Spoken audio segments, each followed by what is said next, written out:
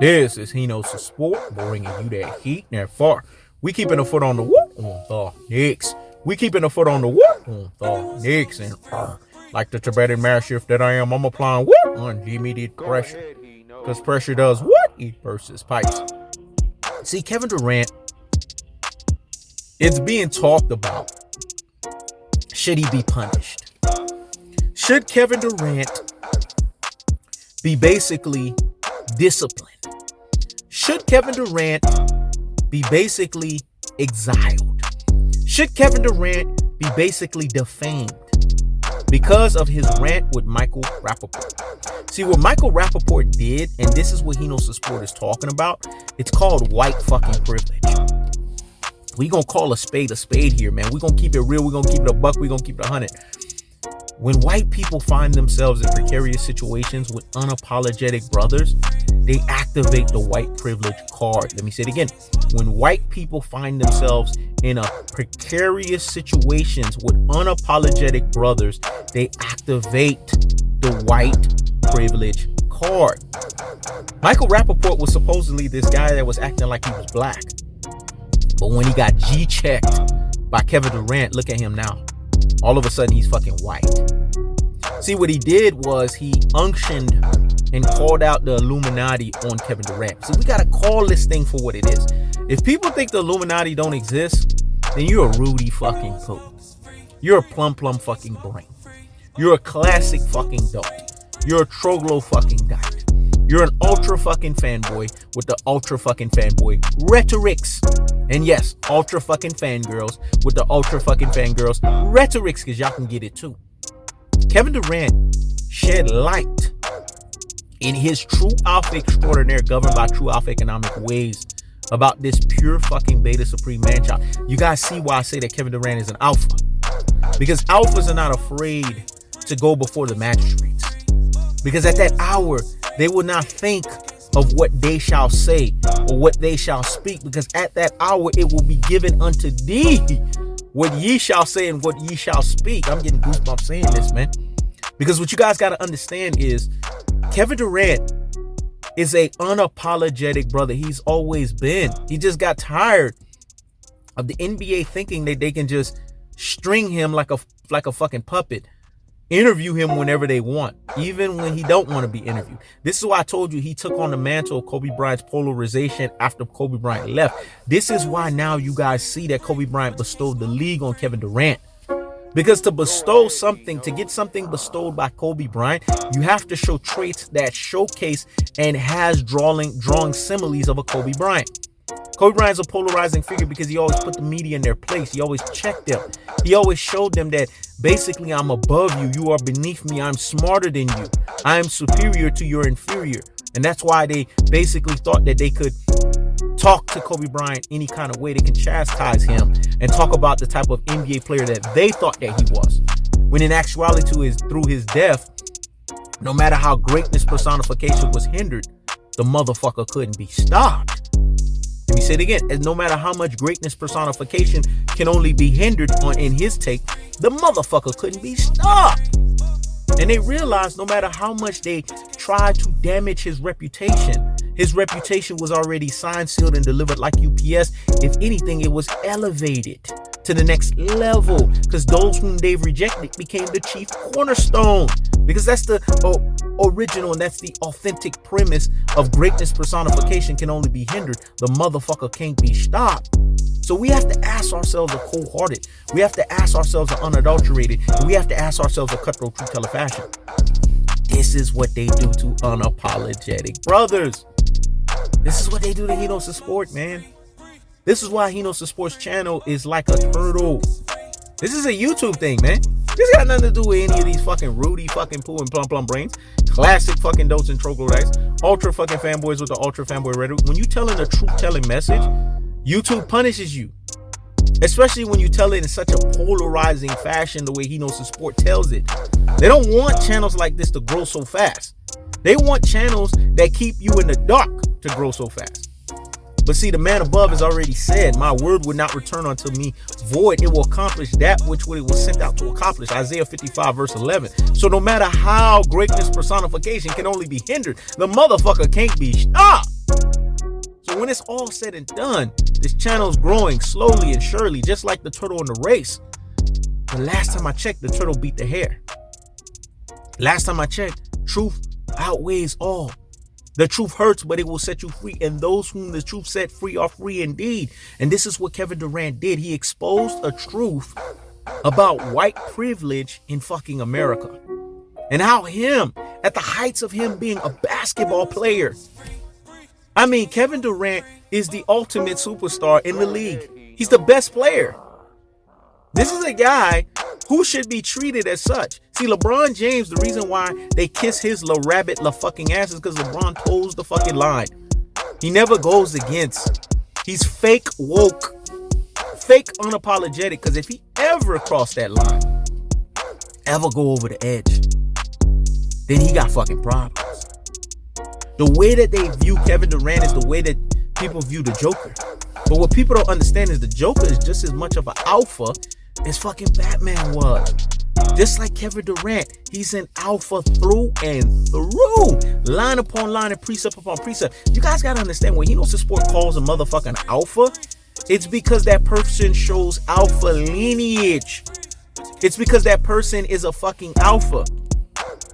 It's like that dude that has that platform, Steph So Cold. Hino Sport had to basically elder statesman alpha to his younger alpha self, because he was showcasing too many pictures of old girl, and Hino Sport had to tell him, dude, alphas don't be sitting there and be hung up by one chick. I get it, you got your thumbnail, but your thumbnail's kind of letting people know what your preference is and what you consider a dime, and you keep using the same fucking chick over and over again. That is a pure fucking beta supreme thing to do. If you're an alpha, you recycle these motherfuckers. Because what people gotta understand is alphas don't fucking cheat. Alphas exercise option. Hino Sport is dropping gems and jewels. Get the turkeys out and get to the damn goblin. That's not a Hino Sport statement. That's a Kevin Samuel statement. That's a elder statesman alpha. And I like when he said that. But Hino Sport is going to regurgitate it. He's talking about high value men. This is successful men. Men that are basically thriving men. That are really what you call true alpha extraordinaires, governed by true alpha economics. Successful men. They don't cheat. They just exercise their options. So you're supposed to exercise your option on the thumbnail. Show them another chick on the fucking thumbnail each and every single time. It don't need to be the same motherfucker. And he got the message. And he quickly switched that shit up. Because when you're an alpha, you don't get offended. Because the good book tells us that iron sharpeneth iron. And a man is sharpeneth by the countenance of his friend. So I saw that in his younger alpha self, because he does have alpha male energy. I wanted to put his ass on game because I'm an older alpha than him. And see, older alphas always got to teach lesser alpha. I done told you guys, men always need father figures, father personalities, father role models, father figures to teach them alpha molding and alpha training. This is the ultimate lineage of being a fucking alpha. And Hino Sport is an alpha of alphas, man. Through and through, line upon line and precept upon precept. So I had to teach him that message. But how does this contextualize? How does this come into play? Alphas got to have each other's back. So I'm having Kevin Durant's back. Because when you got Stephen A. Snake basically be the poster boy Negro to try to tell you that Kevin Durant is his character being defamed. What they're doing is, it's called conquer and divide. And this is what white privilege does. They use us against each other, man. And they're using this token fucking Negro to basically try to talk against what Kevin Durant, an unapologetic brother, did. It was fucking Michael Rappaport that started that DM shit. Kevin Durant ended it. Hino Sport told you guys, there's only two legendary motherfuckers on Twitter. And that's Hino Sport and that's Kevin Durant. I don't go on Twitter every fucking day, but when I go on there, I call shitstorms. Kevin Durant is the only motherfucker that I know. And I'll give it to Donald Trump. He like that too. They cause fucking shitstorms. Because when it's all said and done, they come in with their true alpha extraordinaire, governed by true alpha economic ways. I told you guys Kevin Durant was an alpha, man. You motherfuckers don't understand. See, only an alpha can coronate another alpha. Only an alpha can basically denote who the alpha is. When you got a whole bunch of pure fucking beta supreme saying Kevin Durant ain't no fucking alpha, how the fuck can you tell somebody they're alpha when you a fucking beta? How the fuck can you tell somebody they're alpha when you a beta? Because only a true alpha and a true alpha can call another alpha a fucking alpha or an alpha. That's the cold-hearted. That's the unadulterated. That's the cutthroat true tell of action. So when we sit here and look at Michael Rapaport, this is a man-child, pure fucking beta supreme that basically always tried to get recognition in the black community, because black people, our systemic problem is we recognize every motherfucker. We want to give it to the white people. We want to give it to the Asian people. We want to give it to Spanish people. We want to give it to Europeans. We want to give it to all kinds of motherfucking Mexicans. But they don't give a fuck about your rabbit ass. They never did. And they don't try to prop you up. They actually talk shit about you. And Kevin Durant understands this. Because Kevin Durant came from the gutters of Maryland, D.C., Virginia area, man. He came from the gutter. And he brought himself to where he's at off of the strength of his basketball skills. So when a guy like Michael Rapaport, who had all of fucking long white fucking privilege, got the audacity to fix his rabbit fucking mouth, to try to come into an unapologetic brother's DM, to think that he can have the unmitigated the audacity to talk to this motherfucker any kind of way, then he deserves to be ethered and fucking murked. He deserves to be G fucking checked. And he deserves to be trodden underfoot. Because that's what you do to your enemies. You trodden them under your fucking foot. So when you got Stephen A. Snake, who needs to stop the presses and pump the brakes on the nonsense, go sit down somewhere and what? Higgity fucking hush. Be the token fucking Negro to have to now come in to try to basically be the poster boy for ESPN because he's getting a check. He's copping out because of a fucking check. Black people do this shit. They cop out because of a fucking check. To now tell Kevin Durant, is he going to get in trouble? Is his personality going to get defamed? All because what? He ethered and murked somebody? All because he G-checked somebody? All because somebody's tried to start something? And like Jordan said, it's not how you start, it's how you fucking finish. Let me say it again. It's not how you start, it's how you fucking finish. And he finished it? I mean, come on. See, this is what the world we've become to.